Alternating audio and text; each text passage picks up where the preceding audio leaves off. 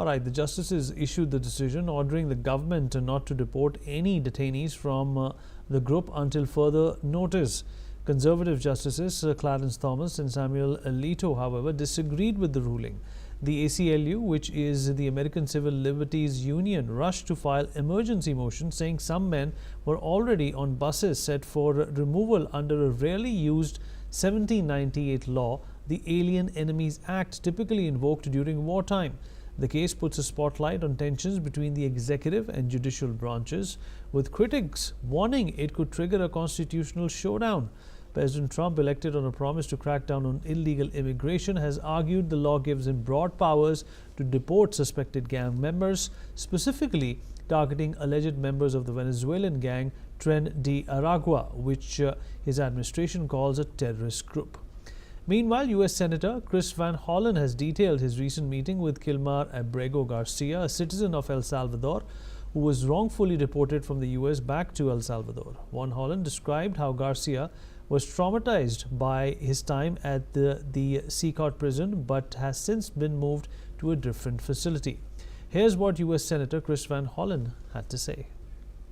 He said he was not afraid of the other prisoners in his immediate cell, but that he was traumatized by being at Seacott and fearful of many of the prisoners in other cell blocks who called out to him and taunted him in various ways.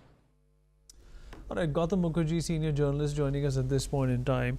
Gautam, obviously, there is been a misuse of powers when you talk about deporting a lot of these immigrants. But the fact of the matter is that Donald Trump's premise for coming back to power for a second time was based on putting out some of these illegal immigrants. What do you have to say? Well, I think in the main, he is doing it exactly as promised. This particular incident is to do with one side calling this person a criminal, a drug runner, and so forth, and the other saying that he's innocent and should be repatriated. So this is up in the air. It's not as if it's clear cut, and it was a case of a mistaken deportation. As for the others, all of them are illegal immigrants, and a large number of them are from India, and they have been sent back, and some more are going to be sent back. He is doing exactly what he said he would do, and you can't hold it against him. Now, as far as the methodology that these people use in terms of shackling them and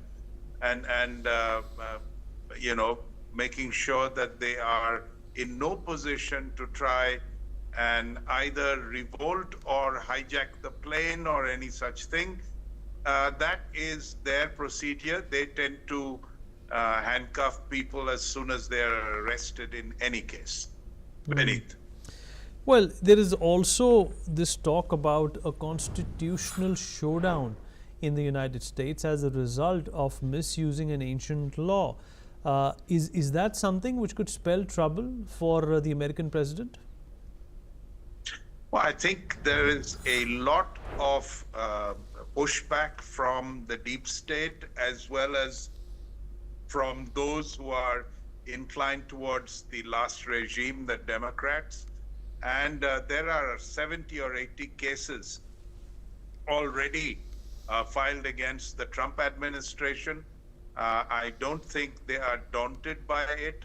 Surely some of them will go against them, but I think they will persist in a lot of the things that they do, with maybe slight modifications should special provisions go against them. But it's not going to turn them off. And they are not afraid of the court cases that are coming their way. They are not going to slow down. They're not going to stop. Gautam, appreciate you joining us. Thank you so much. Moving on, China's shipbuilding industry is pushing back